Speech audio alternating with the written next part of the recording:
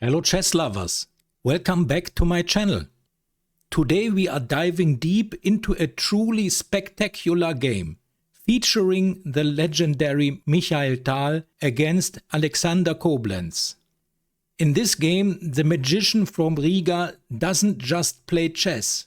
He unleashes an all-out assault, proving why he was known to attack like a maniac.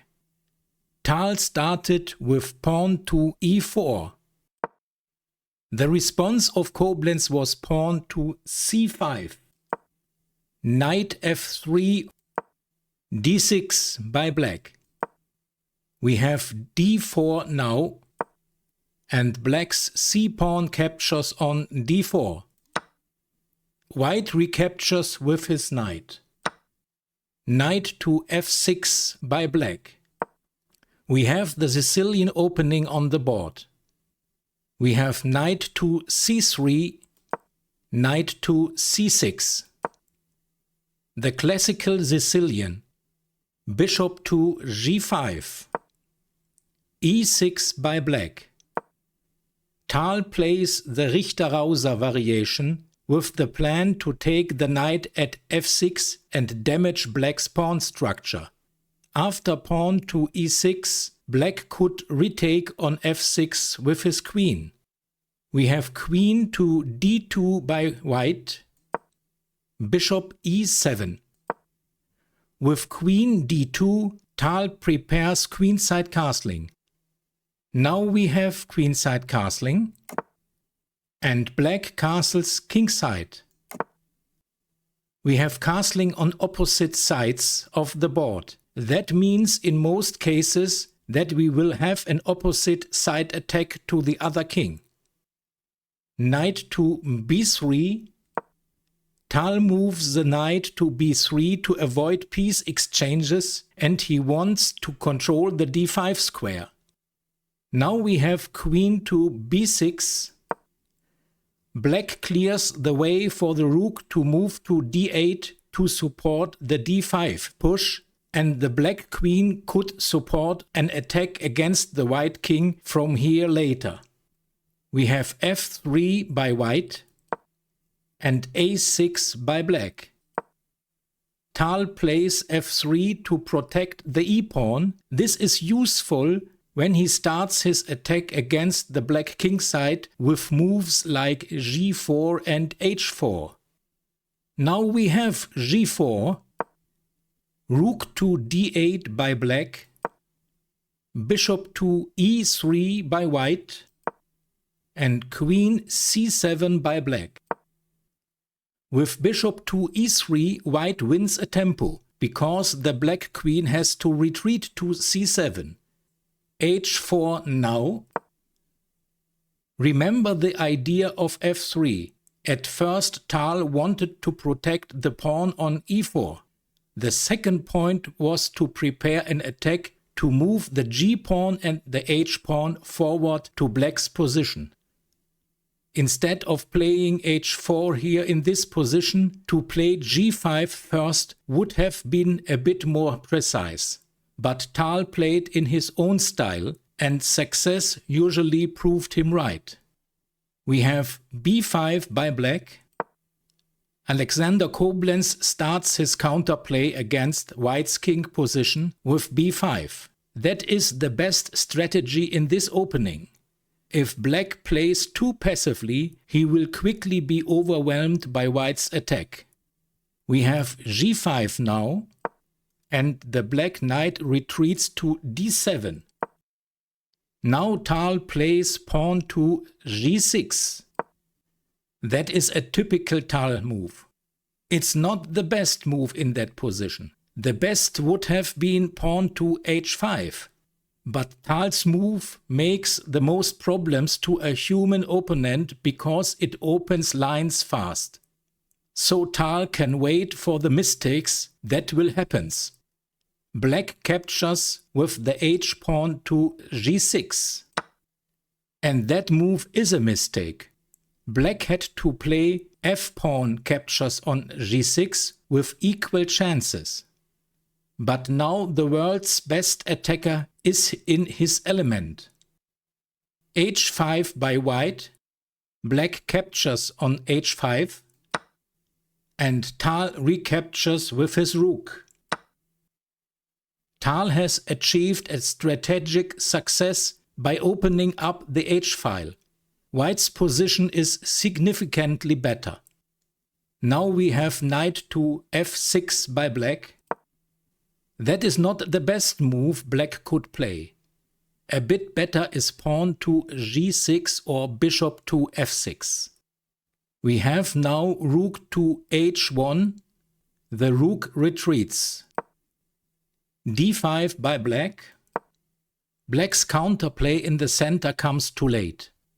e5 by white. Better is to play in this position bishop to f4, bishop d6 by black. The white bishop captures on d6, black queen captures on d6, and now f4 by white, black knight to g4, and e5 by white. But Tal's choice also works. Back to this position. We have now knight captures on e5, bishop to f4. Even Mikhail Tal can make mistakes. The correct move is to immediately play queen to h2 with a significant advantage that leads to the win. We have bishop d6 by black and queen h2 by white now. King to f8 and queen h8 with check. Black plays knight to g8. Black's last move is a mistake. If Koblenz would have played king to e7, then he is better. Now we have rook to h7 by Mikhail Tal, f5 by Alexander Koblenz, bishop to h6 by white, rook to d7 by black. The white bishop captures on b5 now. A brilliant move of Mikhail Tal. He clears the f1 square with a tactic so that the rook can move to g1. Black cannot capture on b5. Rook f7. The best move for black is knight to g6 with equal chances, but no human could calculate that in a practical game at the board. After rook f7, Tal has a winning attack.